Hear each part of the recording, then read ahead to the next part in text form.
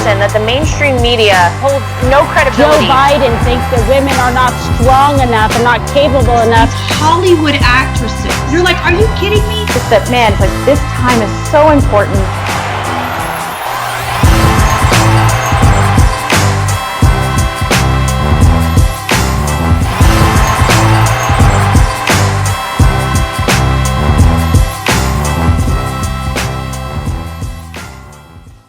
Hey everybody, welcome back and thanks so much for joining us right here on The Right View. I'm Lara Trump and I'm so excited tonight to be joined by newly elected Congresswoman Representative Nicole Malliotakis, as well as my good friend Lynne Patton, former regional administrator in the Housing and Urban Development Department. So ladies, thanks for being here today. Thanks for having us. Well, I want to jump in, and Lynne, I think you're probably the best person to address this first topic that we're going to talk about, because as standard with the Democrat Party, they're all about virtue signaling, pandering, and instead of actually doing things that impact the Black community, the big talk right now is about possibly putting Harriet Tubman on the $20 bill, which is a great idea if that's what you want. But you contrast that, Lynne, with what Donald Trump actually did by investing hundreds of billions of dollars in the Black community,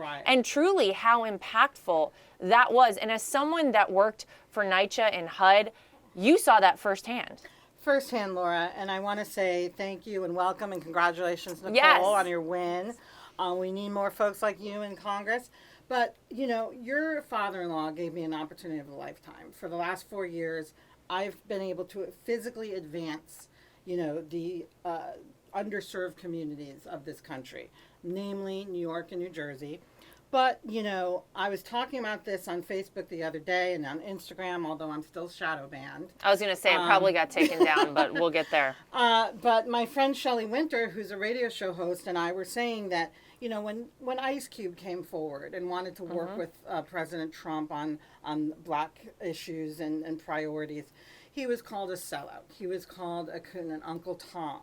You know, when your father-in-law actually delivered results to the Black community, raised $70 billion for opportunity zones. That's right. 8,000 low-income census tracts around this country, where $70 billion is going to be actually invested.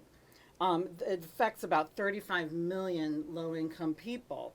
When he released over 15,000 nonviolent offenders, thanks to the First Step Act. You know, when he banned federal no-knock warrants, when he banned federal chokeholds, except in the instance of life or death. You know, when he Funding worked, for HBCUs, I mean, most so many funding things. for HBCUs. Yeah. Eliminated banking laws that enabled predatory lending. When he did all those actual things, he was called a racist. He was called pandering. You know, they said shut down his Twitter.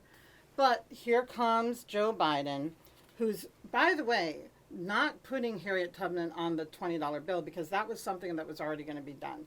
All he's doing is bumping up the timeline, because Steve Mnuchin, rightly, when you create a new bill, said, you know, we need to take a step back and just make sure that every single technological advancement for anti-counterfeiting is applied.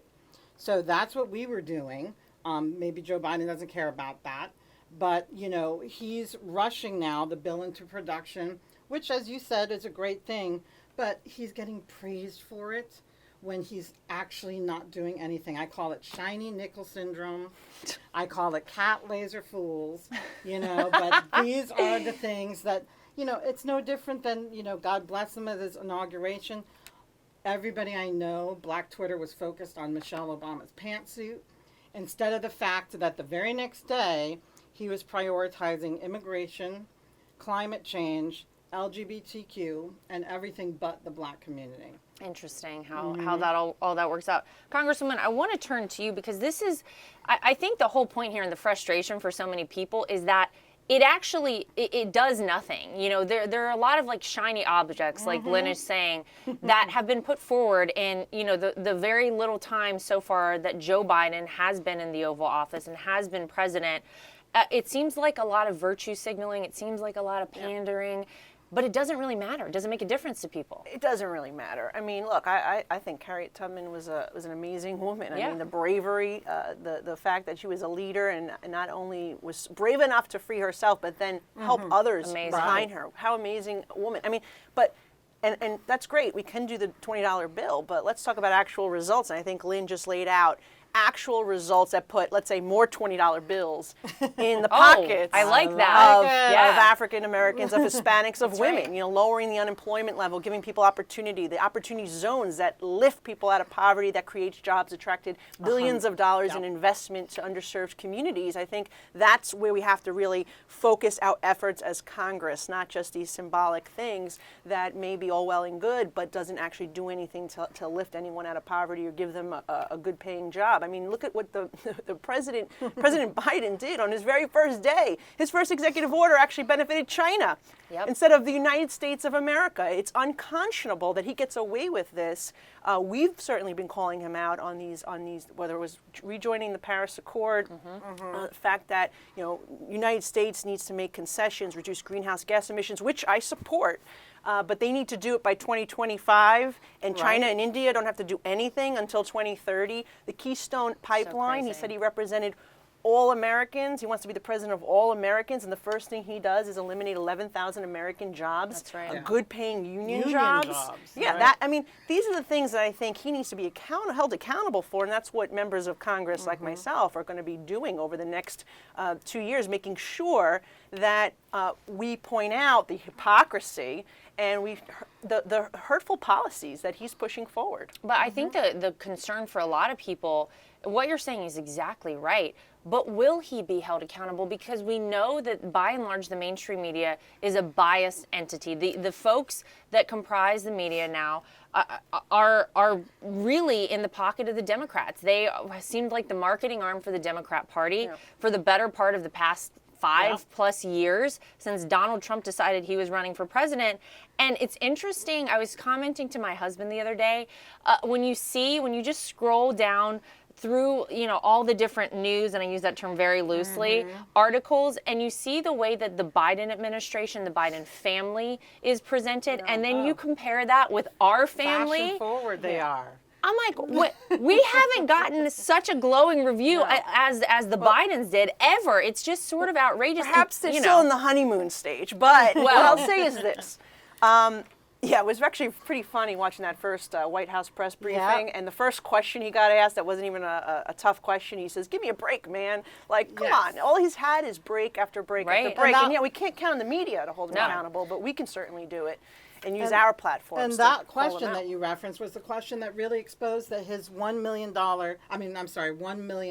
vaccine target was a target that Trump had already achieved. Oh my gosh, yeah, that's exactly right. Well, then he upped it to the 150 million in 100 days, whatever. Exactly. But while we're on the topic that we sort of started off on, I want to give a lot of praise to Lynne, because not only have you been one of my best friends for so long, but in case people out there do not know your story, Lynne, when you worked for New York City Housing and Urban Development, when you worked, you didn't just work there. You actually immersed yourself in the community. You stayed, and please tell people your story that don't know, because you stayed in low-income housing for a month to learn what the people, you know, who you represented and who you wanted to help had to go through on a day-to-day basis. And Congresswoman, I know that you and Lynne worked together, and you were just saying how great she was to work with. Let me tell you, Lynne helped us fix the washing machines for senior citizens on Staten Island that live in New York City housing.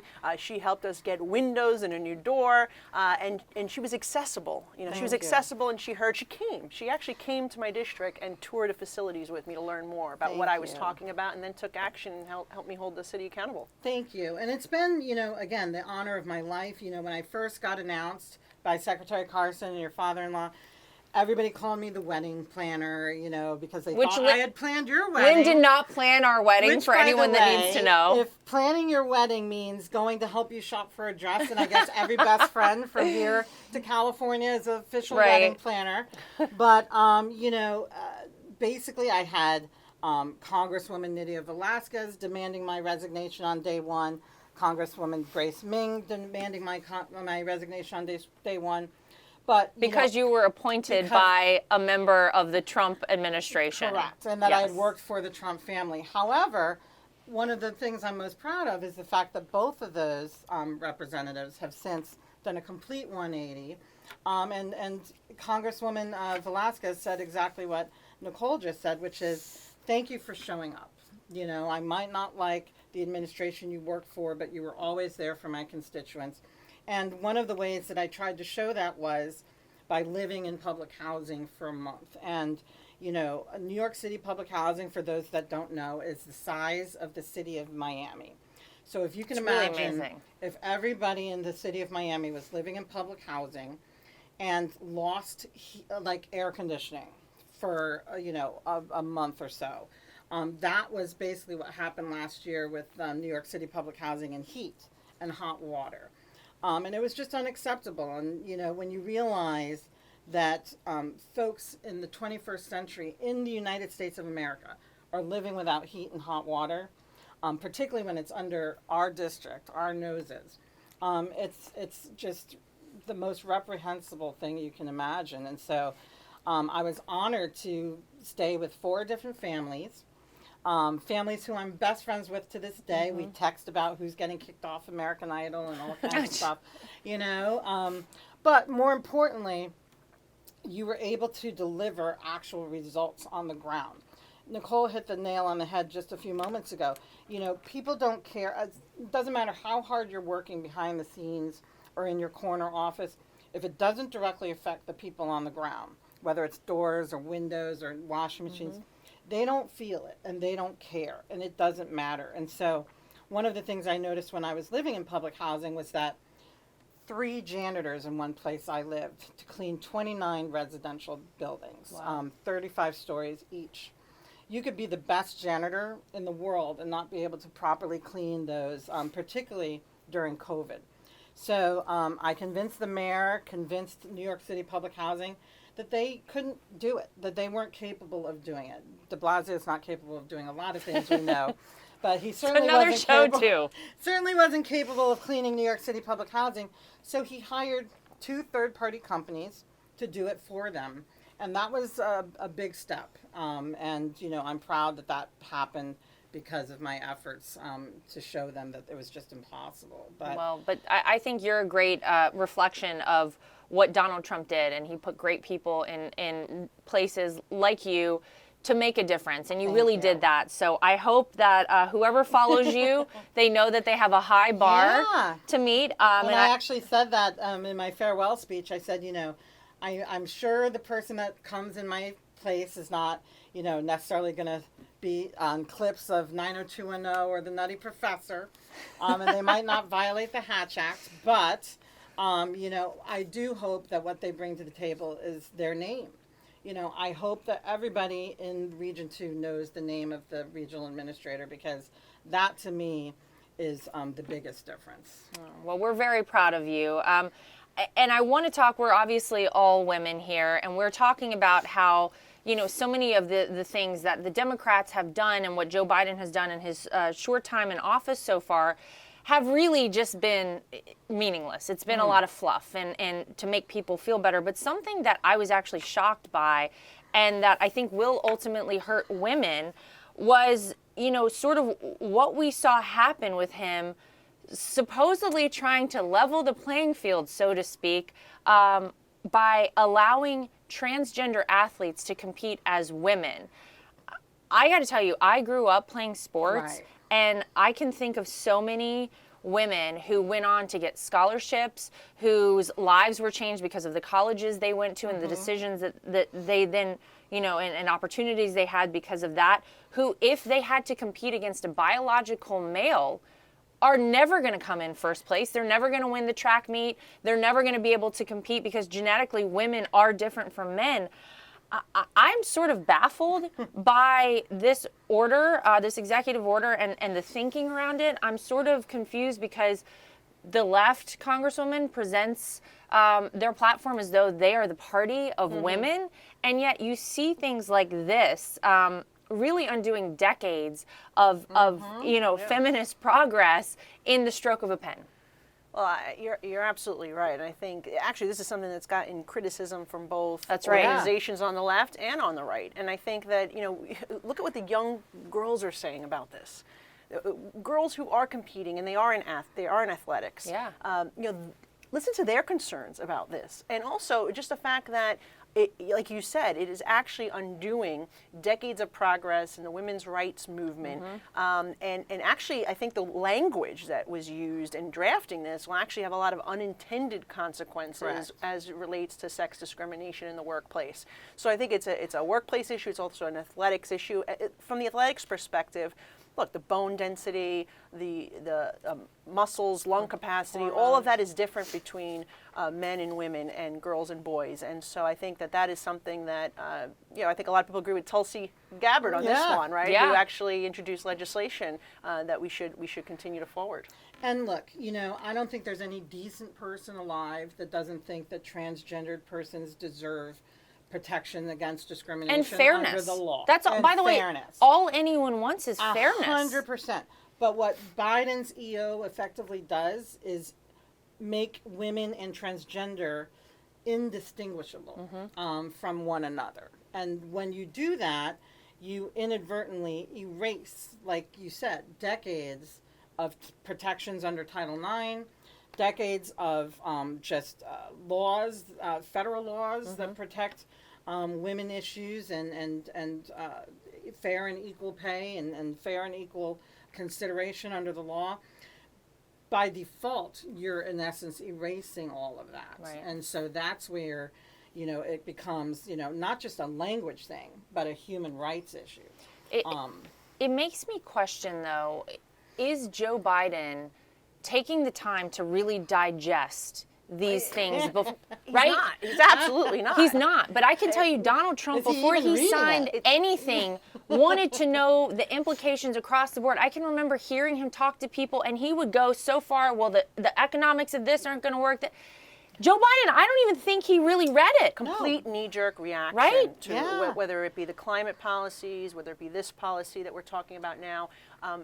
It is just a knee-jerk reaction, and he's not talking to the stakeholders. He's not talking That's to the right. individuals who No. are actually affected by this. I mean, again, 14-year-old girls Yeah. can understand what's going on here more than he does. Thank you. So I think that he has to slow down. Yeah. Take a step back, take a breath, and actually talk to people who this is going to impact. I think we knew is- this was going to happen. Like, people are like, oh, here you go, sign Thank this. you. And he doesn't really know and what's listen, going on. This is a guy who, during the campaign, said that you can't lead with executive orders. You cannot, lead with legislation. I guess he Otherwise, forgot about that's that. A dictatorship. Right. So, well, he also now said- he signed, 38 and counting? And he also said he was against stacking the court. Now he's talking about Oh my doing, gosh. he's And gonna he also commission. said he was against fracking, and now look at what's happening there, fracking ban on federal land. And so, Wow. obviously we have to feel that we should look to the opposite of whatever Joe Biden promised, which is what we said. And I hate to say I told you so, but, we saw this coming. The folks are suffering and paying for it now. Pennsylvania and New Mexico, they're regretting their. In fact, I read somewhere that regretting vote for Joe Biden is actually trending on Google. Oh, the buyer's On remorse Google is search. real. Buyer's Yes, remorse. for It sure. is. Well, we're going to get to more of that. We're going to take one quick commercial break, so please stay with us. We'll be right back with more of The Right View.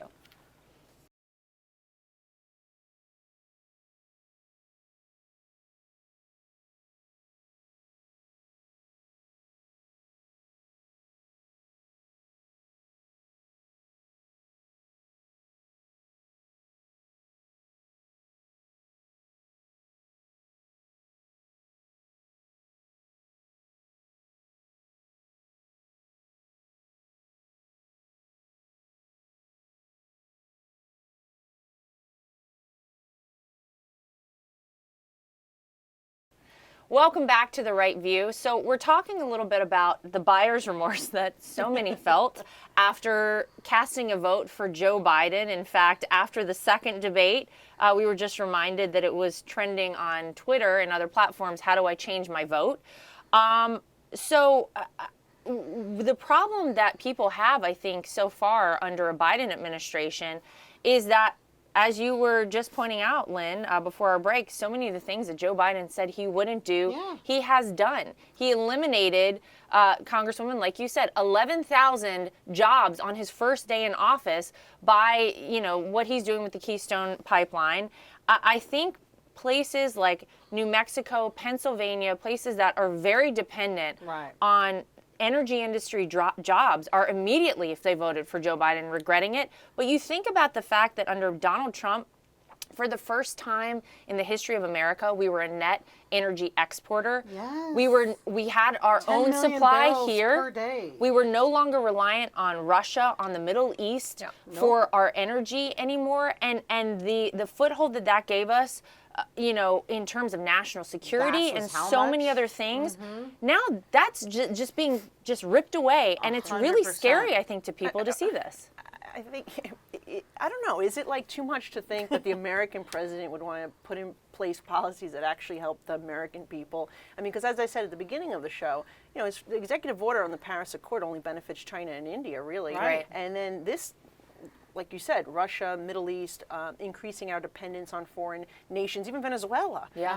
So I think that one of the issues here right off the bat is that this guy said, I'm going to be the president of all Americans, and then turned around and put 11,000 union workers out of work. Right. And it's not just that, it's the fact that the policy from an environmental perspective doesn't make sense either, because, again, now we're going to rely on railroad. You're going to have more emissions that way. You're hurting our neighbor to the north, Canada. They invested billions of dollars into this already, and they just pulled the rug from under them as well. So it has ramifications not only for the American people, but to our ally to the north that invested so much money already and doesn't even achieve what you're saying it achieves, which is environmental protection. And look, most Americans watching this show probably wouldn't know this, unfortunately, because the media did not tell them. But last year, under President Trump, the United States led the world in lowest carbon emissions without being in the Paris Climate Accord. And like Nicole said, this is an accord most people haven't even read. It demands that the United States spend an estimated $3 trillion over the next 30 years to reduce carbon emissions by 0.02%. Yeah. 0.02%, while simultaneously, as she said, allowing the world's two top carbon emitters, China and India, to continuously increase their carbon export through 2030. One of the things I admired... I mean, it's insane. Yeah. But they're the party of science. Well, one of the things I really admired about President Trump was his ability and his willingness and his desire to actually renegotiate deals to improve the conditions and the terms for Americans. So the least President Biden could have done was at least say, I want to renegotiate some of the terms in this agreement so it's a more level playing field for the American people. Sign it away. And that is the type of negotiation we saw from the Obama administration. And as you know, I'm a daughter of a Cuban refugee, very sensitive to our policy towards Cuba. It's the same thing. Gives away the store and gets nothing in exchange. No concessions, no freedom for the Cuban people. And so I think it's the same type of, we're not going to actually put America first, may put America last, but we're not going to at least try to improve the terms. And he had that opportunity, and he just let it go. But can I ask, just from a common sense perspective, to do something like this in the midst of a pandemic where the economy of America has really suffered? Yes. If you want to do all this feel-good stuff that we know the Democrats love, it feels great, like they love. And we care so much what the world thinks about us. Who doesn't want to do the right thing? Who doesn't want to make sure that we have, greener, structures across our country and do the right thing in terms of that? But did we have to do it first day? Do we have to do it from the jump? And couldn't we wait for America to get back up and running? Do we have to put 11,000 people out of work on day one? The answer is no, but I think it makes people concerned about, well, what are the top priorities for a Biden administration? Is it things that are, what the Hollywood elites deem appropriate and feel good for them?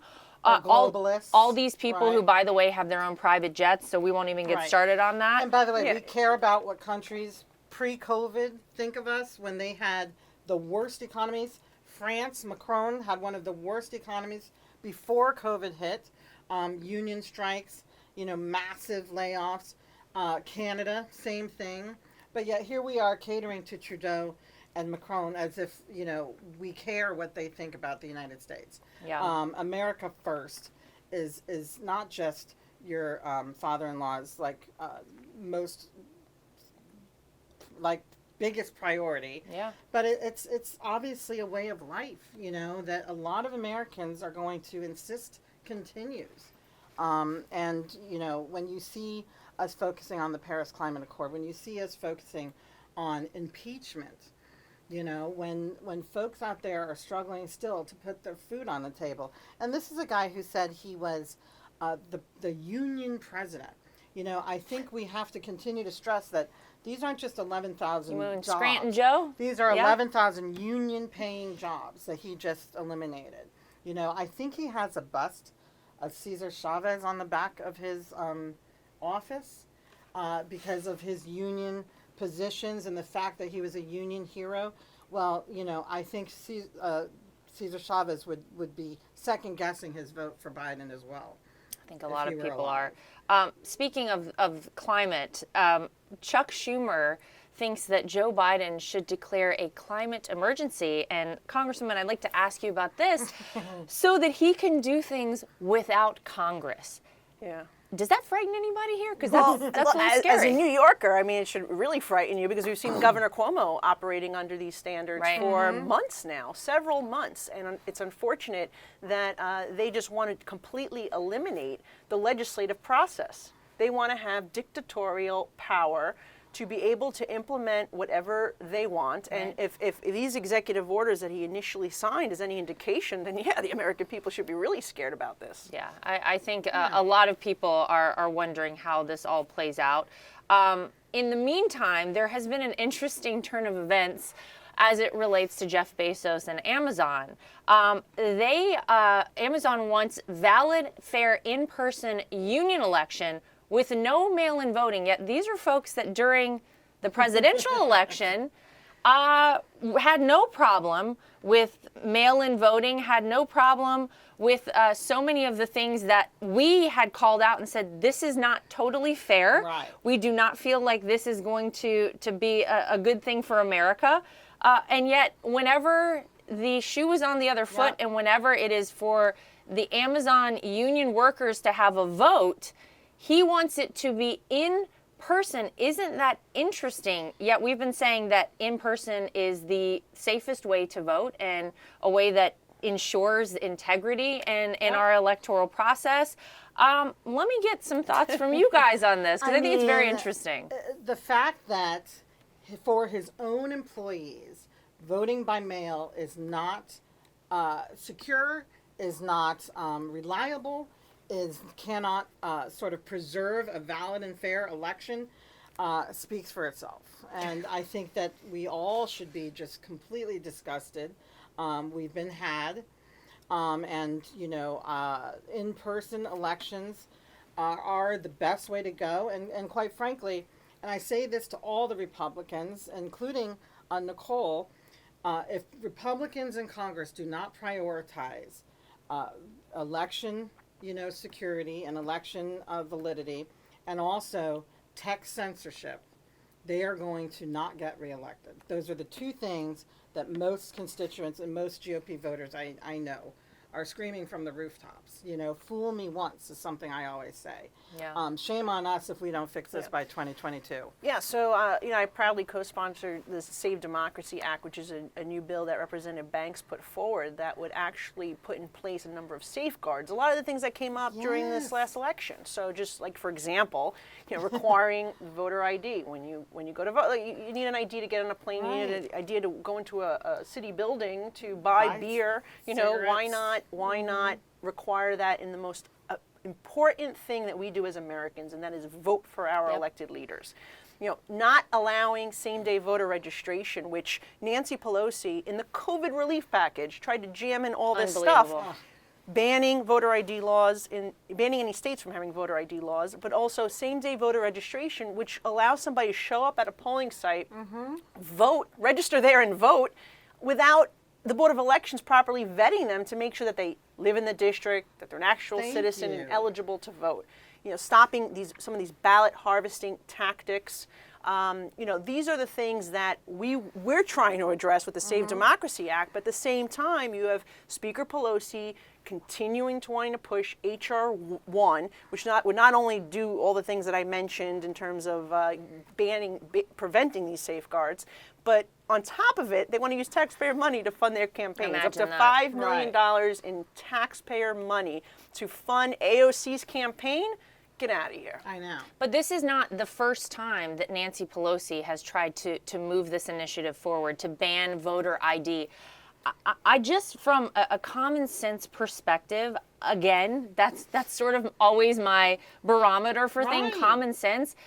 I don't understand, and Nicole just did a great job laying it out. You have to have an ID to do so many things in the United States of America, yet this is the one thing that so many of these people are like Nancy Pelosi are saying no voter ID because somehow it disenfranchises people. Give me a break. It is the most ridiculous argument I've ever heard.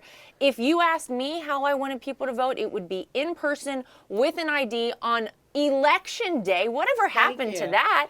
And obviously you have people who have absentee voting for various reasons, and that's warranted. But oh my gosh, the system, like we just saw in 2020 presidential election, is absolutely outrageous. You know what else our Save Democracy Act would do? Would actually prevent the automatic voter registration. You can have the automatic voter registration, but you have to actually present a U.S. ID in order to be registered to vote. So, for example, New York State, and I was in the state legislature at the time, and I voted against it, I debated the bill. Unfortunately, they made some changes, but it definitely is still a bad law. What they did was they passed automatic voter registration. So when somebody comes to get a driver's license, which non-citizens can do now in the state of New York, they get their information automatically sent to the Board of Elections to be registered to vote unless they, in good faith, opt out. Wow. So if somebody comes with a foreign passport, and I asked this question during the debate, so I mean it's not Nicole's interpretation, it's I asked the question and the sponsor said, I said, why if somebody came with a foreign passport or a foreign document, would you automatically forward their paperwork to the Board of Elections? They actually said, well, voter suppression. That was the answer that I got during the debate on the State Assembly floor. So it just shows you that they really don't want these safeguards in place to make sure that only citizens can vote. No, and I do want to say something, as a minority, you hit the nail on the head. The argument from, the global elitists has always been that voter IDs and these sort of safeguards disenfranchise minority voters. Let me be the first to say that it does not. In fact, there's an excellent video, I forgot who did it, but it's on YouTube.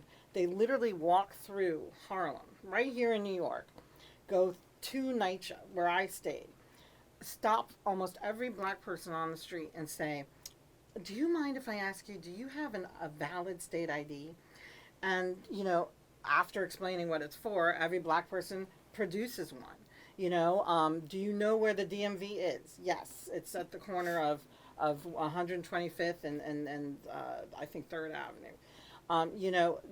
All of the things that Democrats feel is actually going to marginalize minority voters. You had to wear a mask to go vote. You had to wear a mask to go vote, but you don't need an ID card. So why is the mask not voter suppression? And not only that, but it's insulting. I was going to say, isn't it a condescending theory that somehow if you are a minority in America, you can't get an ID? Right, or that we don't know how to use a computer or register ourselves or do these things. It's crazy. And so it actually goes against what they claim to be representing. Yeah. And that's the irony of it all. Look, I think over the next 2 and certainly 4 years before the next presidential election, it is going to be up to Republicans to go state by state to the state legislatures and make sure that anything that got upended in this past election, there was a lot of unconstitutional there were unconstitutional things that happened within these states.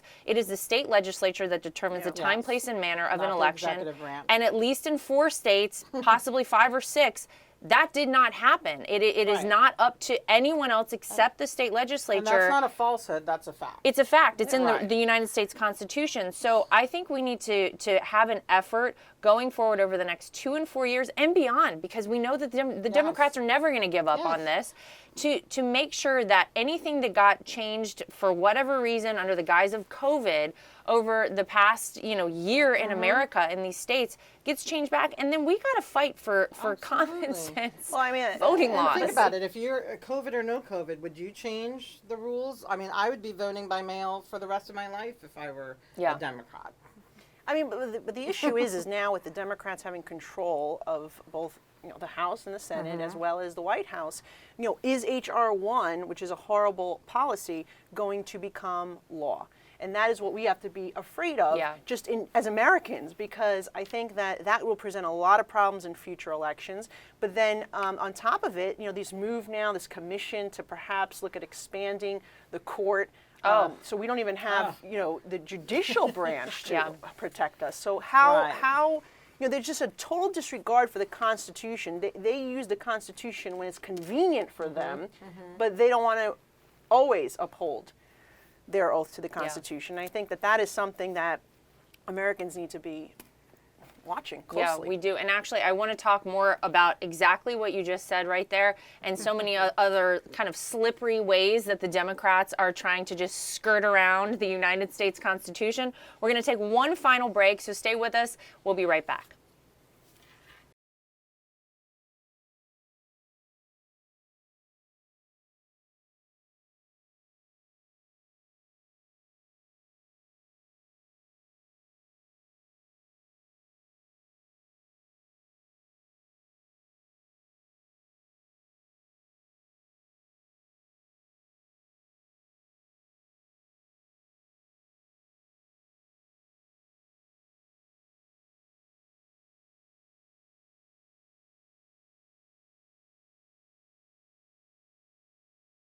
Welcome back to The Right View.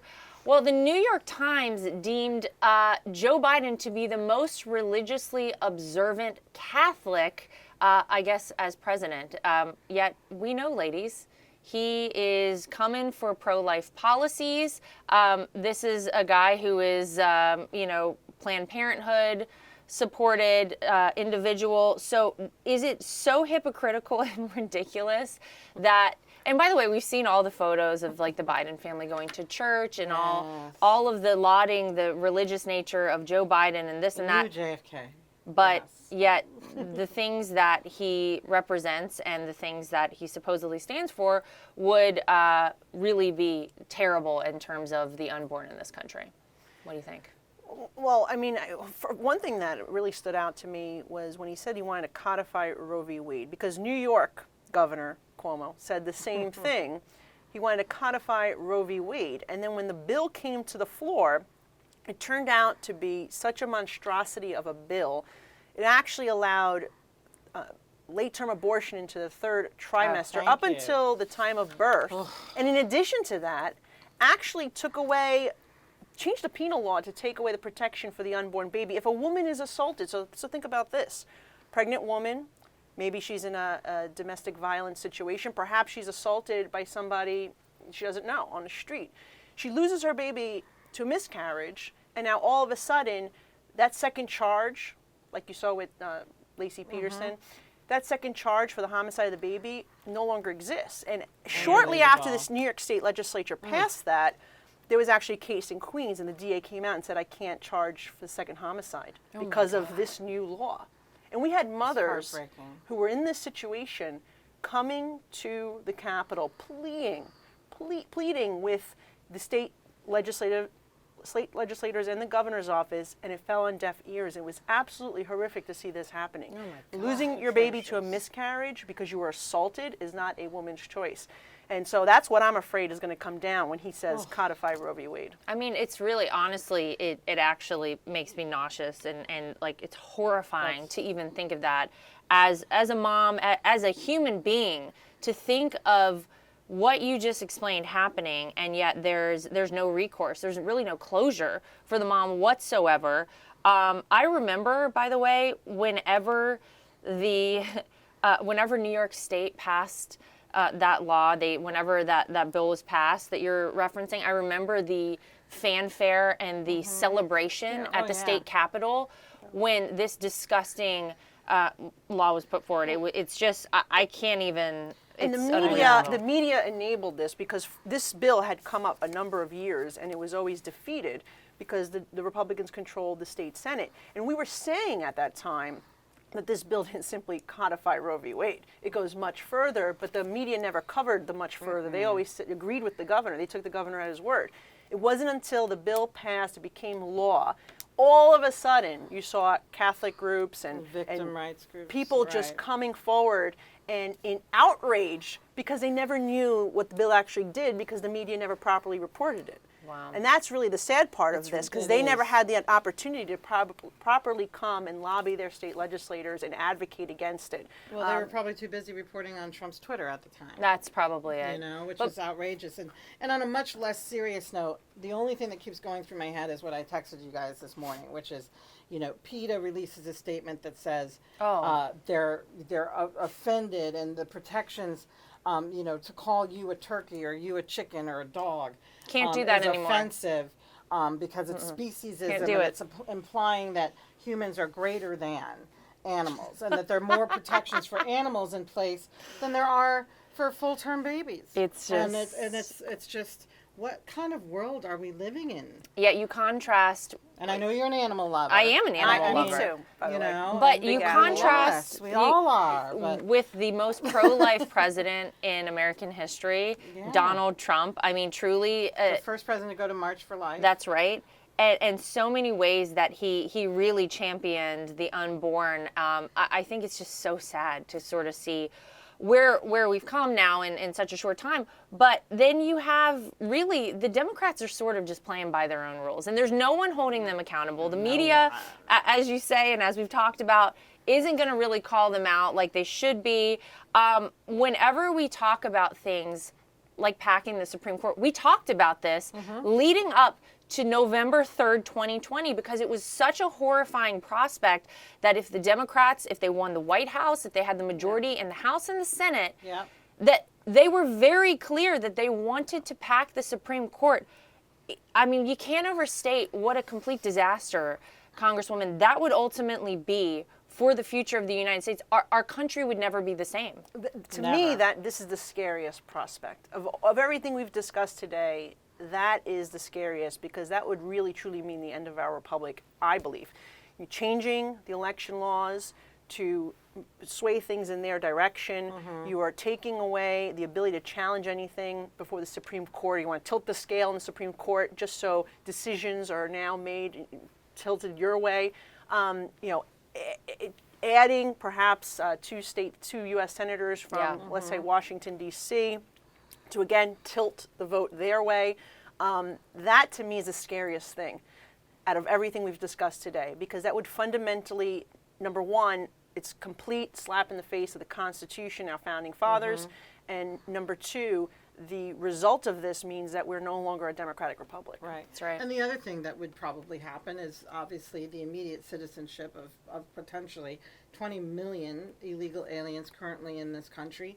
You know, and look, we all agree, Nicole told her story that, you know, she's the descendant of immigrants from Cuba.